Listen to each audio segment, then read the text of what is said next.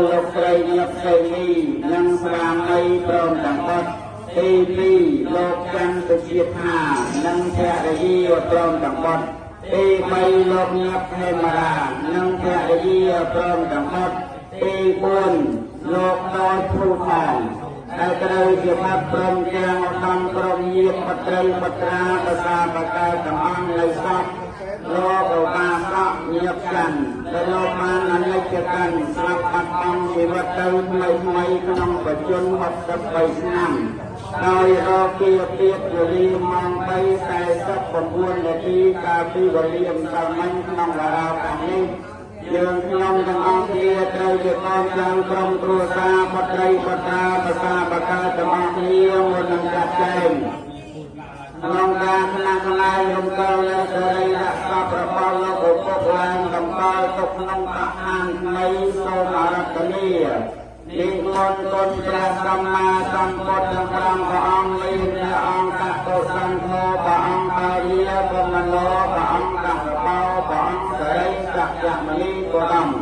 បរមគ្រូព្រះអង្គដែលអរិយហេតុយោបញ្ចពុទ្ធាអារតនីនន្តរោមិសមរតនីនិមន្តគុណព្រះអង្គទាំង80000ពួនផងបឋមឋាននៃសាទេវាបរានតាំងតាមព្រះនាមមហេជយន្តកោតិយាសញ្ចានាងទេវាកំឡោអេវាងត្វាងវិជ្ជយោណោវិជ្ជយាសច្ចយមយ៉ាង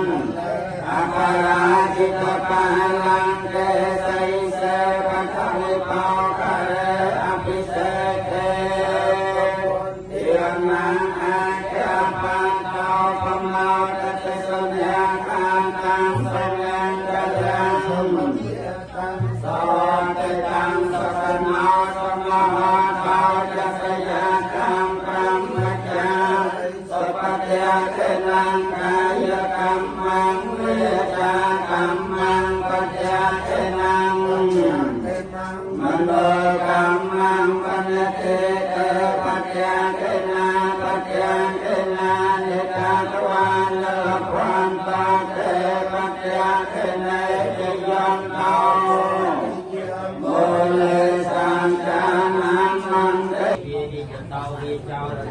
មនុស្សតោវាអមនុស្សតោវាអកតោវាអកតោវាបិសាច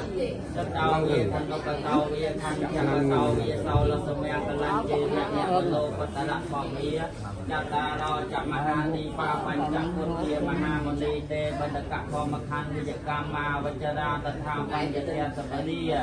នៃចតេទសបហាបលង្ទេរសតព្យ៉ាងភានិចទ្វីតសបដេហារយ៉ាងទេក៏មេរុសារាអធិមេចន្ទៈโอรินาสถาสัตพุญญังปัญจเตชัยยะจงเนียนใส่จังหวะเตเอกาเจสัพพุทโนเจยะเอเตนะมงคลเตเจเนี่ยสัพพสังโตวินาสัมปติปะติปาภุมิสาหอตรี